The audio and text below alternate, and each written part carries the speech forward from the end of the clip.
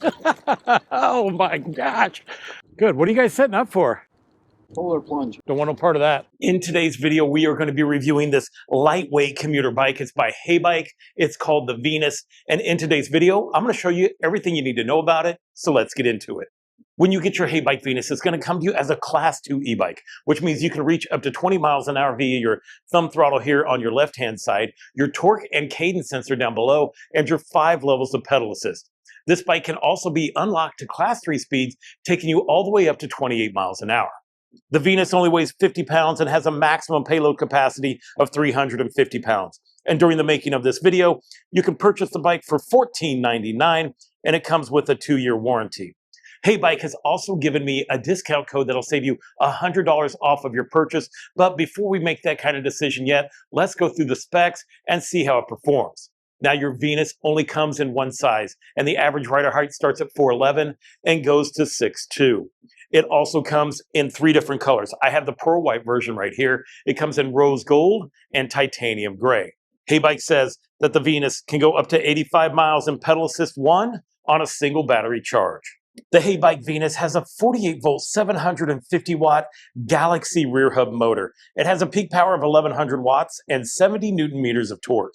It has an 8-speed drivetrain, an 11x32-tooth freewheel, an Altus derailleur, a 48-tooth chainring, and an 8-speed trigger shifter.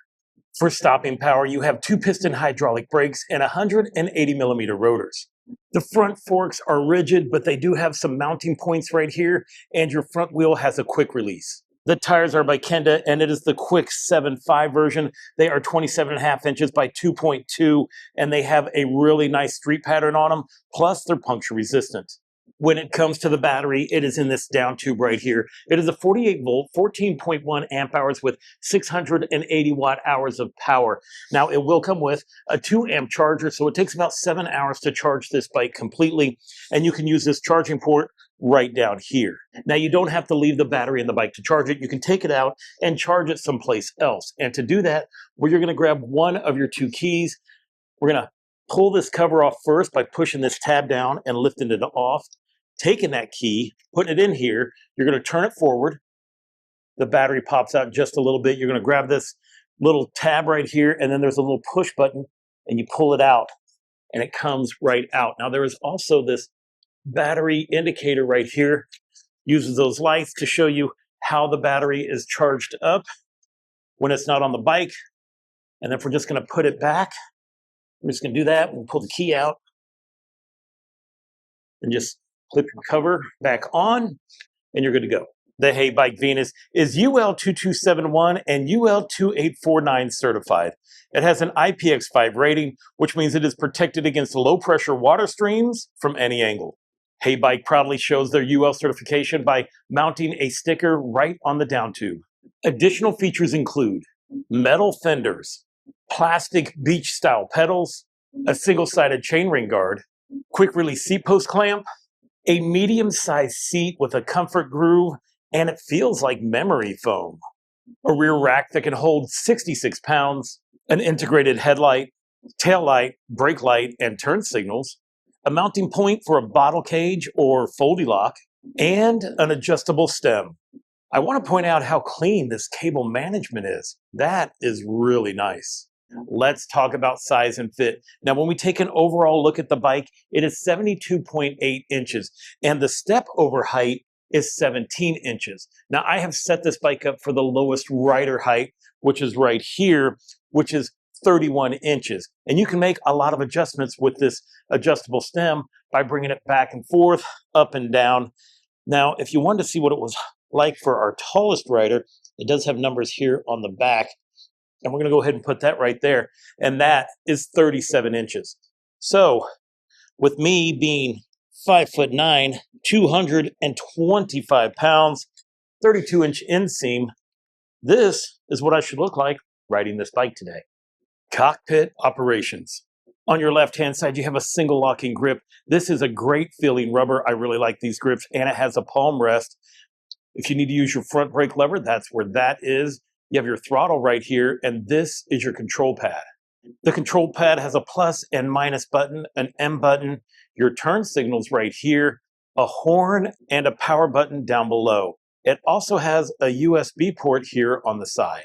To turn the bike on, you're going to hold your power button right here until your display lights up. The display is in full color. You have a battery indicator right here. On this side, it's going to show your speed and the power.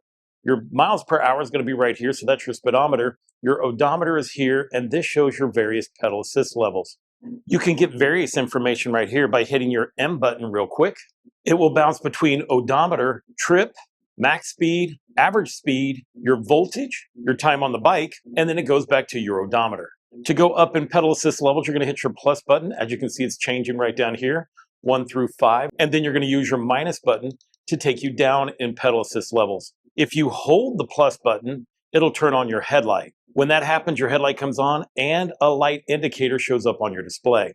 To turn the headlight off, you're just going to hold that plus button again until your headlight goes off. Down here is a walk button, and by holding that, the bike will walk, but we'll show you that during the road test. To use your turn signals, you're going to hit this button right here for your left, or this one for your right, and you see the indicator right here on your screen showing you that your turn signals are on. To turn your turn signal off, just hit that button again. If you press and hold the M button, this bike indicator will pop on showing that you've moved from torque sensor to cadence sensor. To go back to torque, just hold the M button down again and the icon disappears. And by pressing this button, you can activate the horn. Your headlight is a single bulb. It seems pretty bright. This is the pattern in the daytime, and this is the beam that the headlight has at night. The brake and tail light is mounted on the rear fender. This is what it looks like when you hit the brakes. And your turn signals are mounted on the end of the frame. Whenever the headlight is turned off, your brake light and turn signals still work. On your right-hand side, you have your rear brake lever right here. This is your gear shift. So to go down in gear, you're just going to use your thumb, and then you use your index finger to go up in gear. Let's hop into advanced settings. Now to activate that, you're going to hold your plus and minus button down. It brings you into these P numbers. Now we're not going to mess with too many of them. We're just going to bounce through from number 1.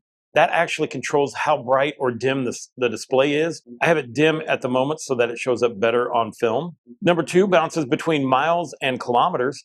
Number 3 talks about your voltage. PO4 is your pedal assist levels. Number 5 is tire size. And number 6 is 32.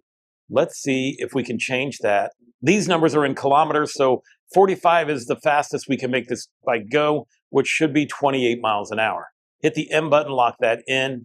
That is all I need to show you in advanced settings. Heybike also has an app, and whenever you go into it, we need to add the bike. So we're just going to click on the add. It's going to connect to it via Bluetooth. You're just going to accept that. And once it connects, it connects. Now, here's one of the things. You don't have to use this app to operate the bike. This is just one of those features that Heybike provides you guys with. Now, right here is your app, and I can see that they have it for their festival that's going on. Everything is connected now. It shows that our battery is at 100%, and we have 3.54 miles on it. And we can do some various things with the bike. Let's go into settings here real quick. We can personalize it.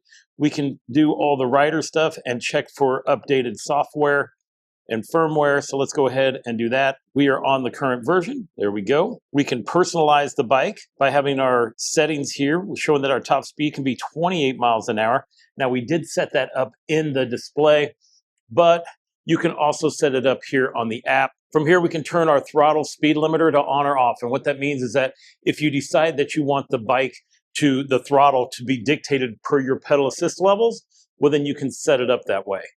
You can also change your pedal assist levels from 3 to 5. We're going to keep it at 5. Right down here, it shows us our different speeds and gears, so we can set up so that each level taps out at a certain speed. There's a lot of different things that you can do with this. Our riding mode is in boost, or we could have it in standard. Let's just keep it in boost since that's how it is set up. Let's pop out of here, pop out again. From here, we can turn our headlight on. We can power the bike off or on. Right here, as we set it up, it shows us that in eco mode, we're going to go from 0 to 50, but we have a different custom mode right here where we have 28 miles an hour.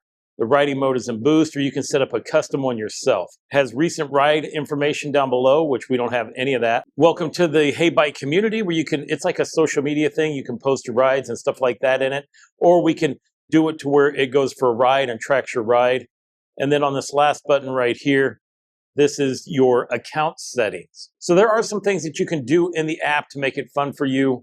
And yeah, so now that we have all that covered, let's get out on the road and see how this bike performs. It is time for the road test. We are out here on the 606 trail here in Chicago. The high is supposed to be 32 degrees. And I can tell you right now, we're not there yet, but we are out on the trail giving it a ride. Now we have the bike in 0 pedal assist levels, and we are just cruising around at an easy 12 miles an hour. Because this bike is so light, it makes it easy to ride like an analog bike. Like, you don't need to have power to just cruise this bike down the road.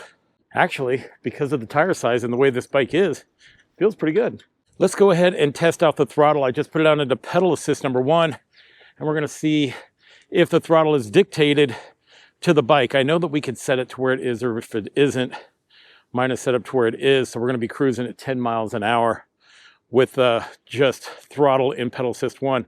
Let's go for number 2. Launches forward relatively gently, and it looks like we're doing 15 miles an hour. Let's go for 3. Now we're starting to move. Now, if you remember, I unlocked this bike to class 3 speeds, so we should be able to go up to 28 miles an hour. Right now in pedal assist number 3, we're doing 20.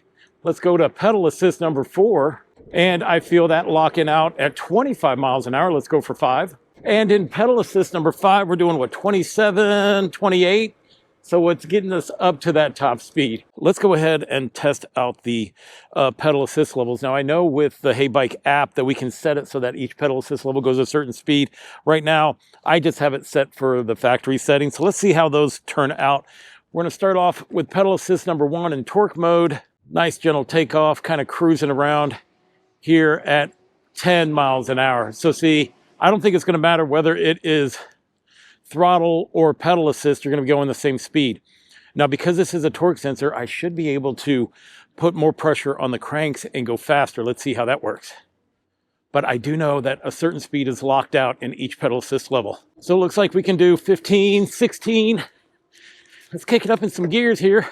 20 miles an hour in pedal assist 1 in torque sensor. In pedal assist number 2, we're doing 14 miles an hour. That's what you're going to ride comfortably. This bike is smooth. I don't hear anything from the motor or the tires. So this thing's pretty quiet. 19 miles an hour is what we're cruising at. Once again, if I torque down on it, we can go faster. But we don't need to do that. Let's try pedal assist number 4. We are all the way up into gear 8. Yeah, you can just cruise easily at 24, 25 miles an hour. And as expected, it'll launch you all the way up to 28 miles an hour. Let's go ahead and test out the speedometer versus the GPS. The display is showing that we're doing 20 miles an hour. My GPS is showing that we're doing like 19.2, 19.3. So it's going to be a little bit off, but only like a half a mile an hour. I just realized that I didn't reset the trip mileage, but I do remember that we started off at 3.5 miles. So we're going to keep that calculation going when it comes to how far this bike has gone on today's trip. I also have Strava going, so we'll be able to compare the two. Now, I showed you guys in Cockpit Operations how you can switch between torque mode to cadence mode, and that's just by holding down the M button, and then you get that display that shows up with the little bicycle on your screen, which means you're now in cadence mode, which is what we've just done. Let's test out the different cadence modes. I have it in pedal assist number 1. Let me start pedaling, see how that feels. I have a feeling that it doesn't matter whether you're in torque or cadence, they're all going to go about the same speed. Right now we're doing 10 miles an hour, which is the same thing that we were doing in torque. 14 miles an hour in pedal assist 2. Let's go for 3. The display is showing that we're doing 19 miles an hour in pedal assist number 3. Let's go for 4. So let's talk about cadence mode. Now, the bike is only going to go a certain speed depending on what pedal assist level that you have. Right now we have it in a pedal assist number 4, and we're going 23 miles an hour. Now, to give you an idea, if I slow down my cadence, I'm really going slow, it's going to hold that speed. Instead of like a torque sensor where you put your weight down on the pedals and it goes by the amount of pressure and gives you more speed. In cadence mode, it doesn't matter. As long as your legs are moving, it's going to go that certain speed. So let's try pedal assist number 5 in cadence mode and see what that feels like. If I let the bike do the work, well, we are heading into the wind. We're going to cruise at, what's this showing, 25 miles an hour, maybe 24 on the GPS. Let's see, though, if I can make it go up to that 28 miles an hour. Yeah, we're just going to be locked out at that in Cadence mode, which, you know, totally fine.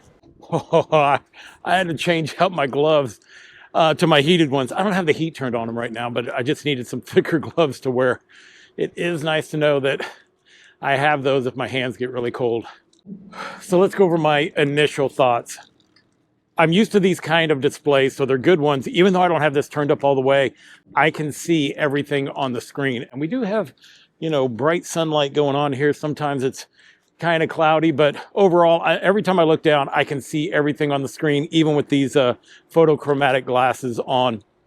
I'm liking the grips, although I am wearing gloves, but I like these kind of grips anyway, so I know.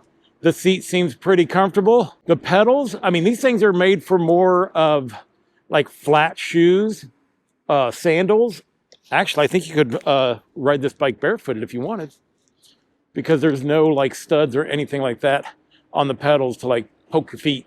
I like that the bike is quiet and everything is just doing well. Although we're about to go off-road, let's see how bad this thing's gonna make noise. It is time to go off-road, and this bike has no suspension.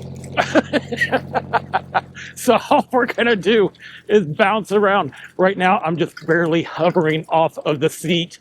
That way I can use my body for support. Look, this bike is definitely not an off-road kind of bike, but you can cut through a park like this if you wanted to. I'm avoiding the big jumps and the big bumps just because I know. But yeah, I mean, it's fine, guys. We're just cruising right along. Would I want to put this on a single track? Absolutely not.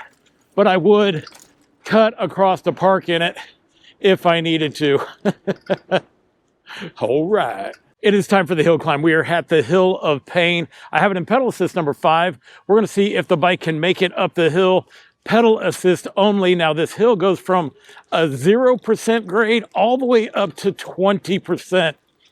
And this is like, here's the steep part right here. But the bike is climbing. It feels pretty good, actually. We're moving up. No problem at all. Nice. Now we're going to try it using pedal assist. I'm taking off in pedal assist number 1. I'm in gear 1. I just want to see how this thing feels and if we're going to have to put it into another pedal assist level to make it up the hill. No, we're making it. We're making it in pedal assist number 1. Actually, it's relatively easy. That's probably one of the easiest moves up in pedal assist number 1 on any bike that I've reviewed, especially one that is a lightweight commuter. Now I'm just going to go ahead and put it into pedal assist number 5. I know it's going to make it up on any level. Let's go. I felt like the front wheel wanted to come up off the ground. Oh, we're shaking though. We're shaky bakey, but we're moving at like 12, 13 miles an hour. Nice. Look, guys, this thing, for it to be a lightweight bike and, well, and rigid, it's a hill climber. It makes it super easy. Nice.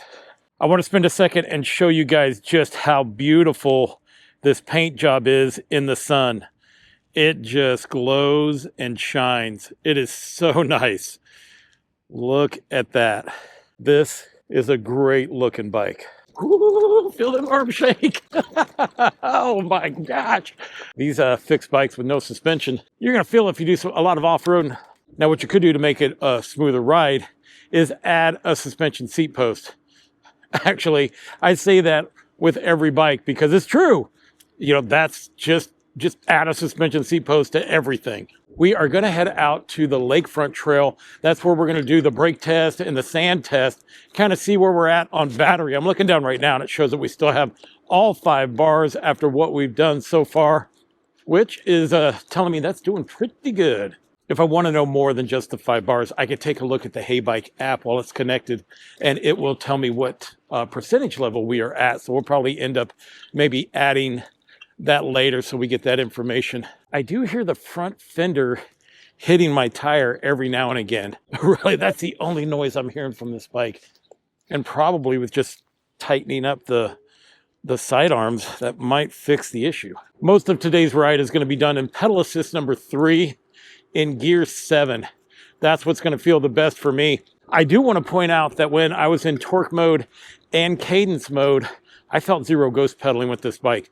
I was able to feel the cranks all the way through when it came to that 28 mile an hour top speed. I do like these tires, and I feel that they're going to work very well when it comes to the brake test. Because this bike is so quiet, I mean, it does have a horn, but I feel like it could use a bell. So I'll probably end up adding one here on the right-hand side. I just think that, you know, it's more polite. It's more polite than the horn. Although the horn isn't bad. Well, it kind of is. So, and I don't mean bad, I just mean it's kind of loud and aggressive. Whenever I am on these bike trails right here, I like to pass people by using a bell as opposed to a horn.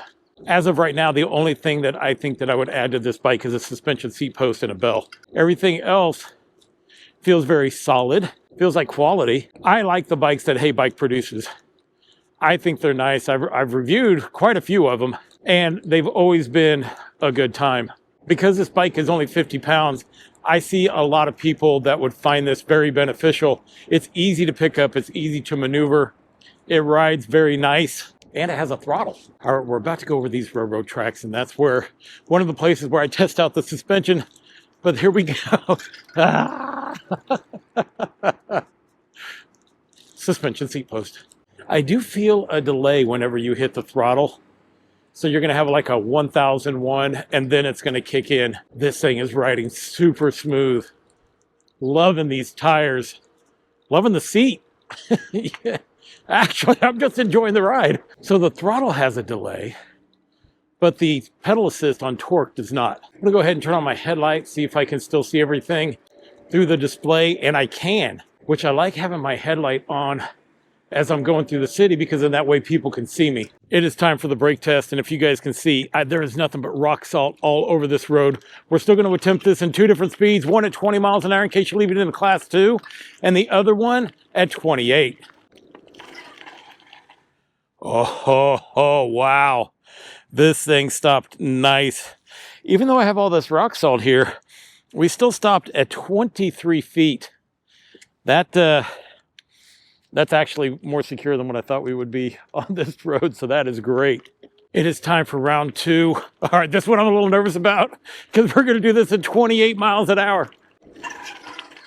Oh my gosh, this thing stops excellent. Wow. We made it just a little bit past the 30-foot tape. Let's see if we can mark this. 31, 32, 33, 34, 35, 36. This bike stopped in 36 feet. Guys, that's excellent at 28 miles an hour with rock salt all over the place.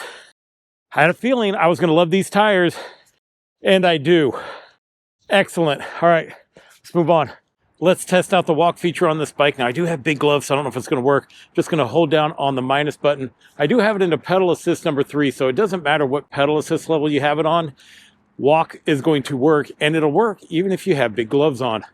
So right now we're cruising about 2.5 miles an hour, comfortably walking up this incline, which makes it no problem at all. All right, let's try to make it up the Illinois incline. I know this bike won't have any issue doing it. Doing throttle only. Moving right on up, no problem. All right, let's see how this bike makes sharp turns.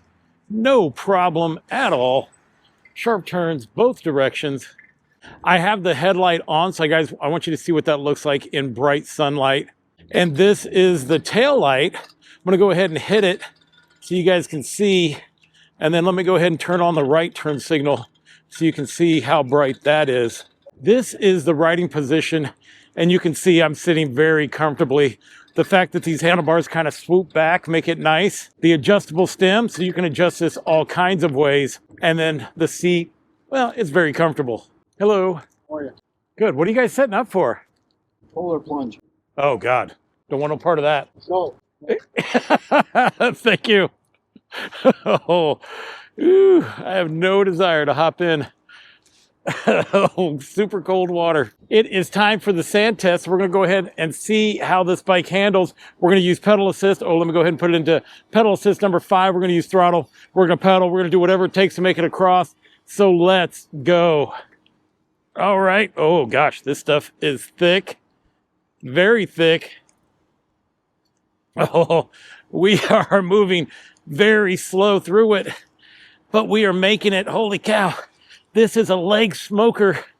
This thing is not wanting to make it through. Oh, gosh. This sand is very thick. Oh, gosh. And we are just trying to make it through all of it. Feel like my seats dropped down on me. Ah, I'm just trying to get to an edge somewhere. Ah, it's getting easier.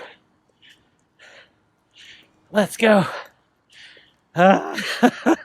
You guys can see how thick this sand is. It'll get you to the beach, but if it's super thick sand like this, you're not gonna make it through the beach. I was a smoker. We have made it downtown, and right ahead of us is the Chicago skyline. Over here is Lake Michigan on my left, and that right there is called the Concrete Beach. And then right up here a little bit, we have an actual beach. What I have noticed is whenever I am riding, this will move back and forth. It only does when I take my hands off. So there's not really any adjustments that I can do with this besides right here by moving that. So we might have to do that. But it only does it whenever I take like a hand off or whatever. And it's just this part hitting the tire. I'm going to see if I can adjust this while we're on the road. See, that is nice and tight, so that's not the issue. Let's check this other one. Also nice and tight, nothing loose with the wheel. I wonder if I can bend this out so it comes my way some. Actually, that helped. Let's see if I can bend it a little bit more. Yeah, I think that helped. So you can always just bend these out a little bit to kind of straighten things up. We'll see how it performs from here. Now, with all of this testing that we have done, I'm looking at the battery indicator, and it shows that we still have 3 bars left. It was actually at 4 until I started pedaling, and then with the load, it put it down to 3. But now we're back to 4. So I think the app is where you're going to find out your most accurate battery percentage. Either way, I think for this being a 14 amp hour battery, it's doing rather well. So the fender still kind of, if I take my hand off, it seems to vibrate more, and the front fender hits the tire. When I put both hands on the bars, it doesn't do it. This bike also coasts extremely well. Hang on a second. Oh, you know what? That wasn't bad. Hang on. Yeah. You know what? The seat does a pretty good job of absorbing bumps and stuff, because right there, that bridge is where I normally test out suspensions to see how they perform. And I felt that the seat was working extra hard on that, which tells me it's a good seat.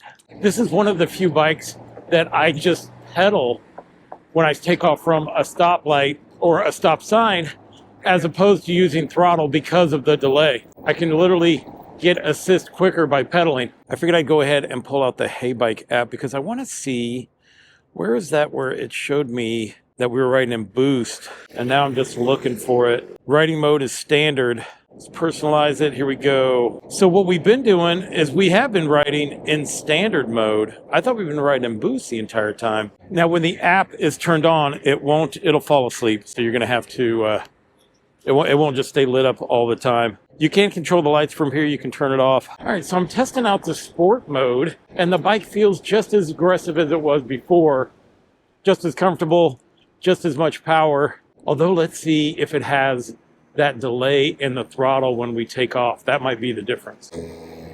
Nope, still has the delay. Not really sure what that setting does. I mean, I had it into custom, apparently, from showing you guys the phone app, and that's what it was in. And it showed that the power mode was standard. Well, hang on. It feels like we are just scooting. I could be wrong. It might be more of a mid-power range type thing. Oh, I don't know. Okay, so when I'm looking at the pass levels, and sport has different numbers, right? So it's like 10 miles, it has these different numbers right here. Same pedal assist levels, boost. I've been riding on custom, which is about 15, 20, 25. Oh, it did say I was in boost. All right. Well, then let's try it in eco. And it looks like eco is only going to take us up to 20 miles an hour. Actually, you can't adjust eco or sport, but it does let you adjust custom. All right, so I'm going to go to settings here, and I'm going to change that to standard. And let's give that a try and see if we notice a difference. We've been riding around on boost all day. Now that I'm in standard mode, I can feel the difference. It's like everything is like smoother, like, turned down a little bit. Still comfortable, very nice. It just lacks just a little bit of that boost, which, I mean, it's standard, so it should. At first, I wasn't sure if there was going to be a difference or not. You can also turn the throttle off to where it is not dictated to your pedal assist level. Yeah, we're climbing up a small hill right here. It's probably about an 8% grade. Still had the same amount of power. Actually, I'm liking the standard setting. I mean, this bike is just more of like a cruiser, right? So that's what we're doing. And we're just cruising, and the standard setting feels nice. Basically, it's not going to matter which setting that you have it in. You're going to be happy with it. Now, I would say that if you're like really just wanting to cruise and go slow and all of that kind of stuff, then yeah, put it into eco mode on the app. Top speed will only be 20 miles an hour. If you want to cruise, and it'll be in standard mode and not into boost mode. You put it into sport, well, it automatically puts it into boost mode, changes the setting speeds per pedal assist level. And then in custom, well, you can just customize it however you want. Go ahead and try the ride button here. I'm turning that on. And now it's tracking our ride. I know it's not going to have much to track, but we're just testing it out. I want to see if that's going to turn off as well. If it falls asleep, or if it's just going to stay up on your phone while you ride. It shows that our battery is at 26%. I'm looking, and we have 2 bars left on the display. Actually, just dropped down to 1. This little hill's putting some oomph on it. We are back on the 606 trail, and where we came back out on it, well, now we have about 3 miles to make it to the house. 23% battery power. It's dropping a lot, although we are riding once again straight into the wind, which always seems to be the case during these reviews. And when the temp is not even 32 degrees, well, it just makes it that much more brutal. You see, the batteries don't like being cold.